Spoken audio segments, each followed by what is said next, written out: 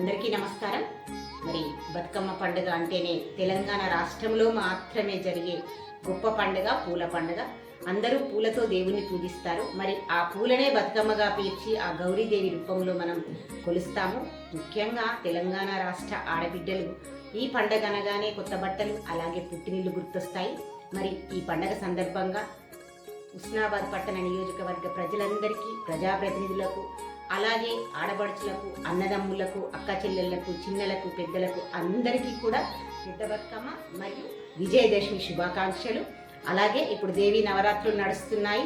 ఆ దేవి కృపాకటాక్షాలు మనందరిపైన ఉండాలని, ముఖ్యంగా ఇప్పటి తరానికి బతుకమ్మ అనగానే దయచేసి డీజేలు మాత్రమే కాకుండా చప్పట్ల బతుకమ్మను కూడా సాంప్రదాయబద్ధంగా ఆడండి.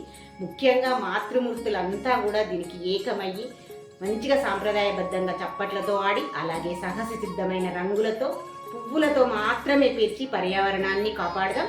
ముఖ్యంగా మరొక్క మారు అందరికీ పెద్ద బతుకమ్మ విజయదశమి శుభాకాంక్షలు. దేవి కృప అందరిపైన ఉండాలని, ఆయుర ఆరోగ్యాలతో ఉండాలని మనస్ఫూర్తిగా కోరుకుంటున్నాను.